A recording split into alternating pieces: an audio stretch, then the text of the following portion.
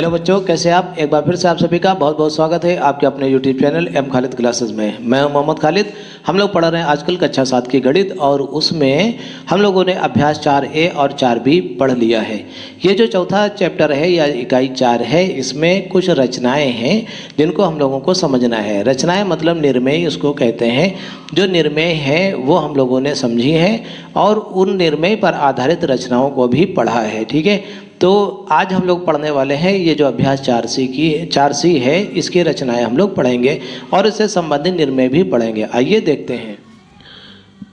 आइए शुरुआत करते हैं निर्णय 4 से। ये जो किताब में दी हुई निर्णय 4 है, ये कह रहा है किसी दिए हुए बिंदु से जाने वाली एक दी हुई रेखा के समांतर रेखा खींचना। इसका मतलब ये है कि एक रेखा दी हुई है और उसके पास में कोई बिंदु दिया हुआ है। ठीक है, चलिए हम इसको बना लेते हैं जल्दी से। देखें ये क्या दी हुई है, एक रेखा दी हुई है। ठीक है, चलिए यहाँ पे बना लेते हैं। ये एक कोई रेखा दी हुई है ऐसे। ठीक है, हमने कहा कि ये एक रेखा दी हुई है और उसी के पास एक बिंदु दिया हुआ है। ये रेखा मान लेते हैं L है। ठीक है, इसका नाम हमने रख दिया L, कोई भी अक्षर आप मान सकते हैं। और उसी रेखा के पास में एक बिंदु दिया हुआ है। एक बिंदु मान लेते हैं ये वाला दिया हुआ है, इसको हमने नाम दे दिया A। ठीक है, ये बिंदु हमने लिख दिया A। अब एक ऐसी रेखा खींचनी है जो इस रेखा L के समांतर हो और यहाँ A से होकर के जाए, मतलब इस तरह की ऐसे बिल्कुल बराबर से एक रेखा खींचनी है। ठीक है, और पटरी प्रकार की सहायता से खींचनी है। तो इसके लिए हमने क्या किया, देखिए शुरुआत करते हैं। इसको कैसे खींचेंगे, देखिए इसमें एक चीज़ और आपको हम बता दें कि इसमें हमें कुछ बिंदु लिखने होते हैं। जैसे कि ज्ञात है, हमें क्या ज्ञात है, एक रेखा L है और उसके बाहर एक बिंदु दिया हुआ है। उसके बाद हमें रचना करनी है, ये हेडिंग डाल करके लिखना होता है बिंदु A से जाने वाली रेखा L के समांतर रेखा की रचना हमको करनी है। ठीक है, तो ये किताब में सब लिखा हुआ है। अब हम इसमें ज़्यादा लिखेंगे नहीं, टाइम वेस्ट होगा, वीडियो बहुत लंबी हो जाएगी, इसलिए हम सीधे सीधे आपको बता रहे हैं कि कैसे बनाया जाता है। सीख लीजिए और रचना के चरण किताब से लिख लीजिएगा। ठीक है, अब देखिए चलिए हम शुरुआत करते हैं। अब देखिए इसको कैसे हम समांतर रेखा खींचेंगे, ध्यान दीजिएगा। सबसे पहले हमने क्या किया, इस रेखा L के ऊपर एक कोई बिंदु ले लिया और उसका नाम रख दिया बिंदु B। कोई भी नाम आप अपनी मर्जी से रख सकते हैं। ठीक है, अब हमने क्या किया, A और B को आपस में मिला दिया। A और B को डार्क लाइन से भी मिला सकते हैं, डॉटेड लाइन से भी मिला सकते हैं। A और B को हमने मिला दिया। अब देखिए, अब हमें इसके समांतर रेखा खींचने के लिए हमें इस कोण के बराबर इधर एक कोण बनाना होगा। ठीक है, देखिए कैसे कोण को कैसे बनाते हैं, बराबर कोण बनाना आप सीख चुके हैं, इससे पिछले निर्णय में हमने आपको बताया था। देखिए सबसे पहले हम क्या करेंगे, एक ऐसे चाप खींचेंगे। ठीक है, जितना बड़ा ये अभ्यंतर है इसका उतना ही बड़ा। अब A के ऊपर प्रकार की नोक रख करके हमने एक और ऐसे चाप लगाया। ठीक, अब इस दूरी को हम भर लेंगे यहाँ से लेकर के यहाँ तक।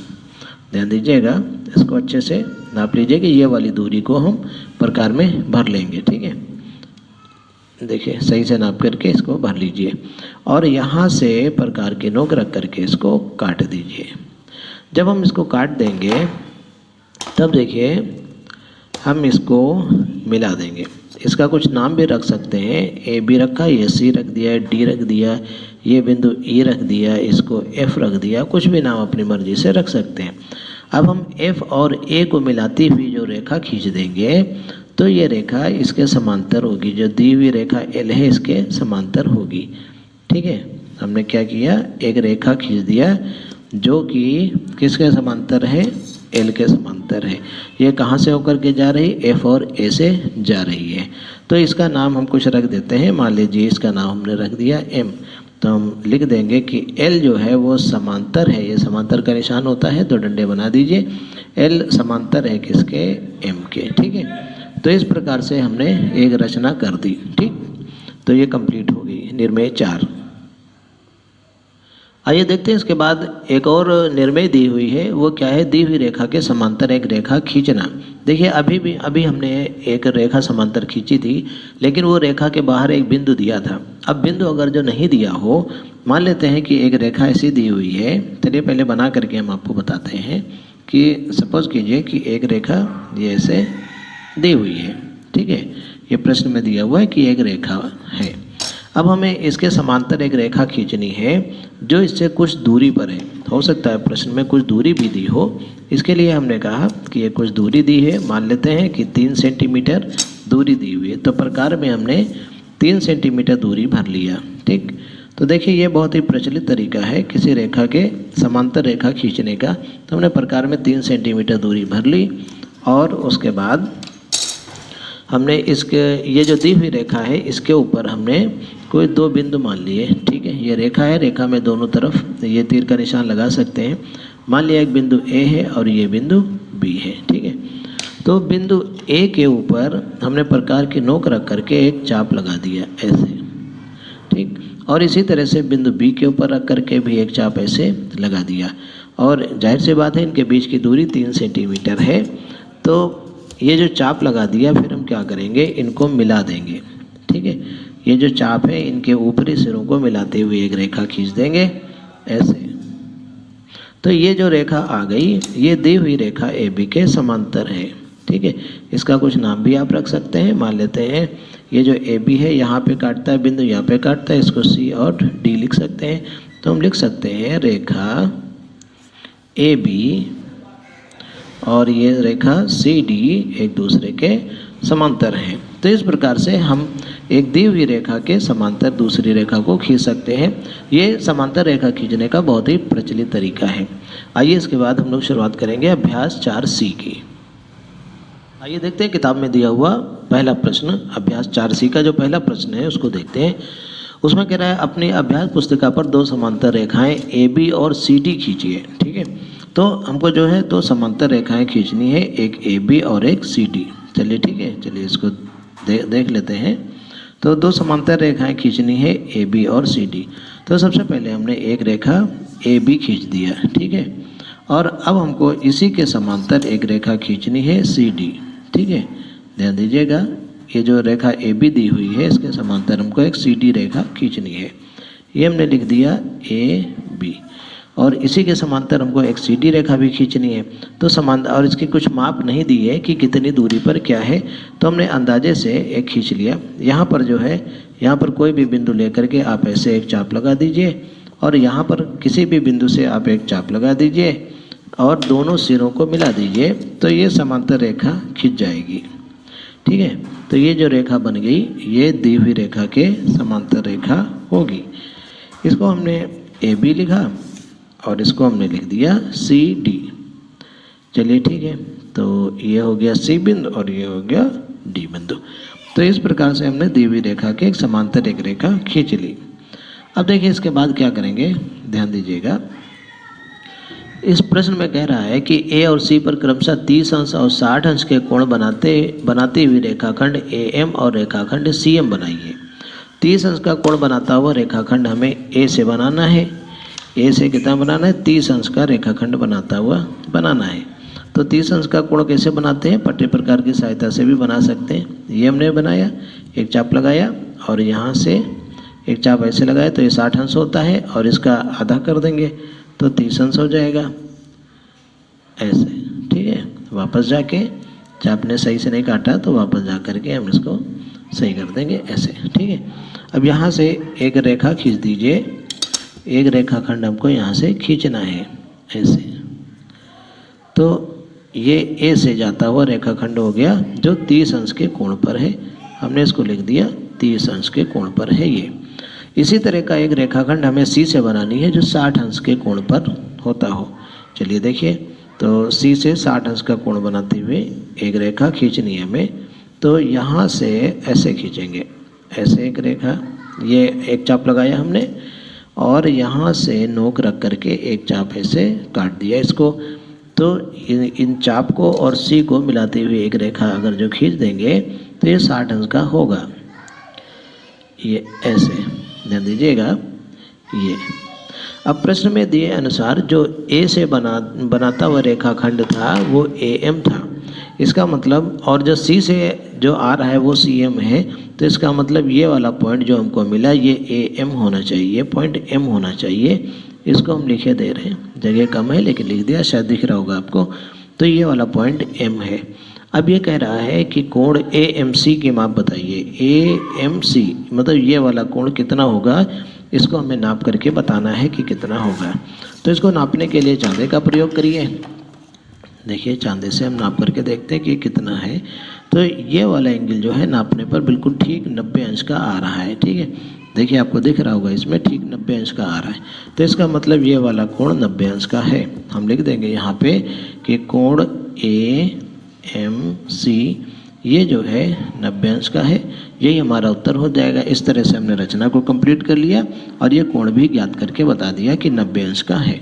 ठीक है, आइए देखते हैं अगला प्रश्न। प्रश्न नंबर 2, पटरीय प्रकार की सहायता से वर्ग की रचना कीजिए जिसकी प्रत्येक भुजा 5 सेंटीमीटर है। विकर्ण की लंबाई को मापकर उसका मान भी लिखिए। ठीक है, हमने कहा कि हमें एक वर्ग बनाना है जिसकी प्रत्येक भुजा है 5 सेंटीमीटर की। तो ठीक है, चलिए वर्ग बनाते हैं जिसकी प्रत्येक भुजा 5 सेंटीमीटर हो। तो इसके लिए हमने सबसे पहले क्या किया, 5 सेंटीमीटर लंबाई का एक रेखाखंड खींच दिया। ठीक है, जिसकी लंबाई कितनी होनी चाहिए, 5 सेंटीमीटर। तो देखिए पटरी की सहायता से हमने 5 सेंटीमीटर लंबाई की एक रेखा, ये वाला इसको रेखाखंड कह सकते हैं, 5 सेंटीमीटर लंबाई का एक रेखाखंड खींच लिया।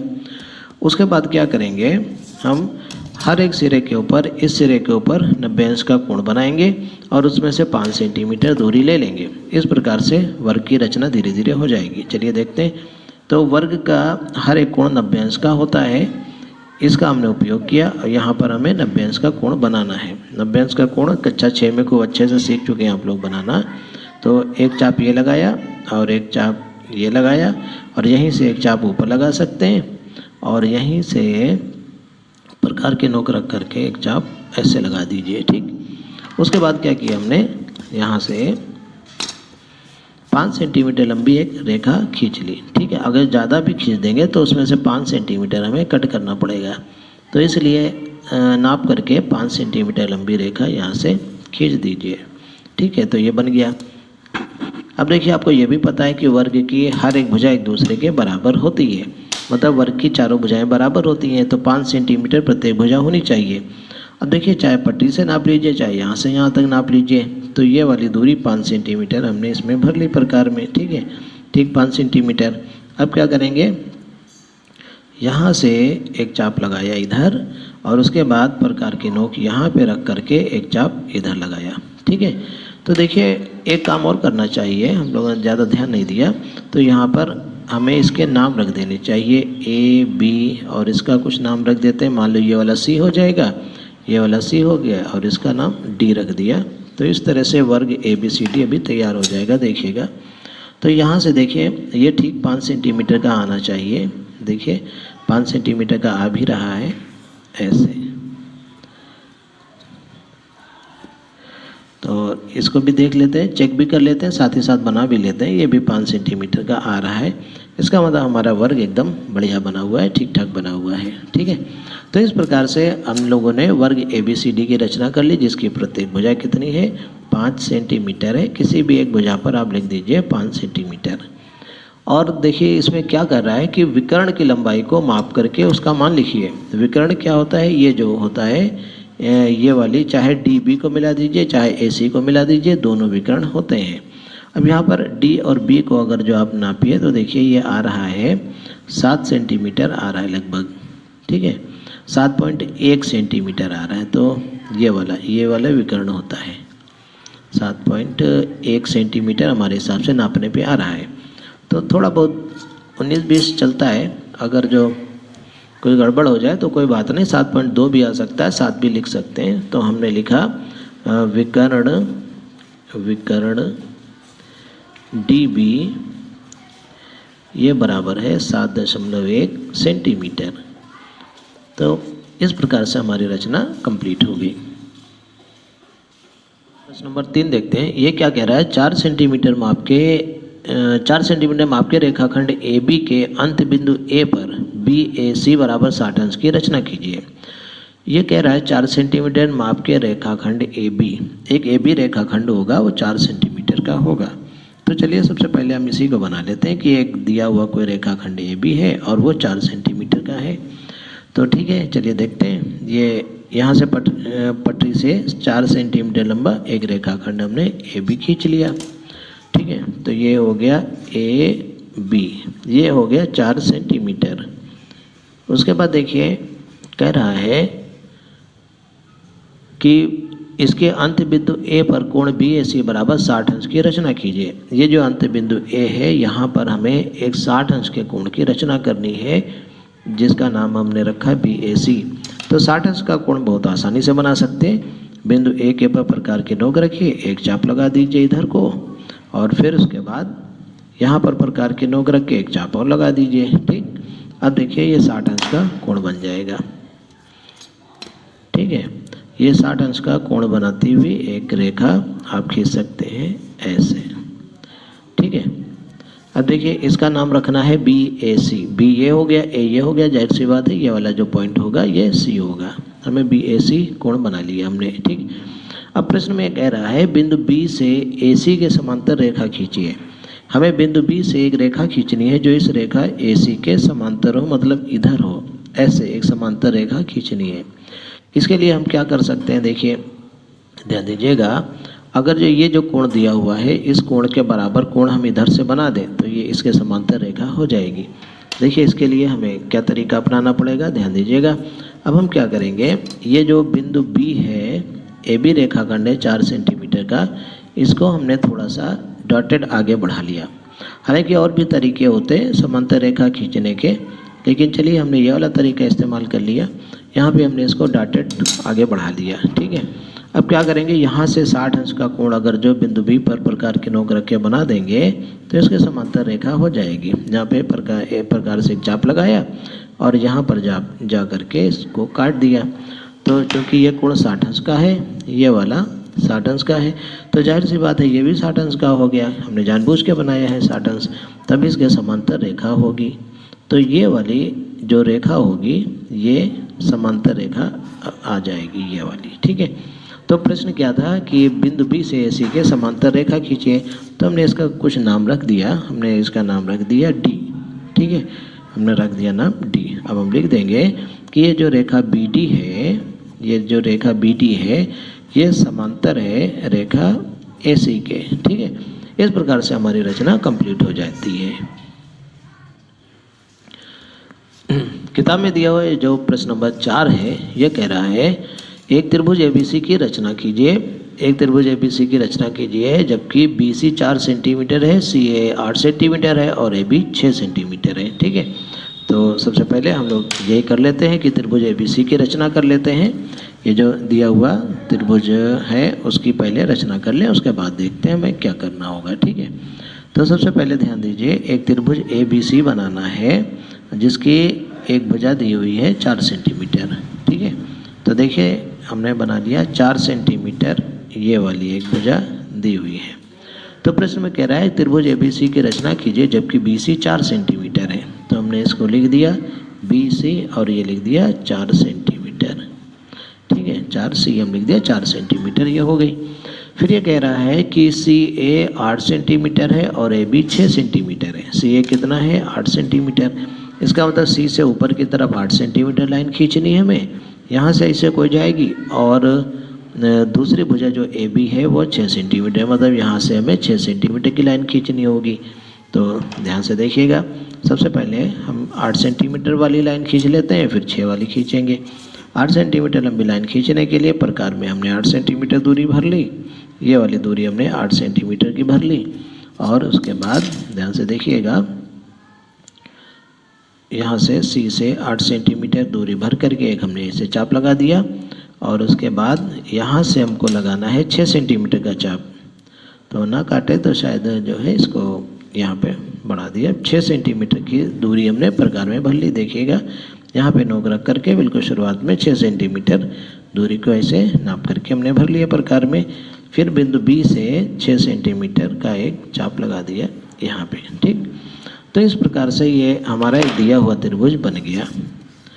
देखिए जो त्रिभुज दिया हुआ था वो यहाँ पे बन जाएगा ऐसे।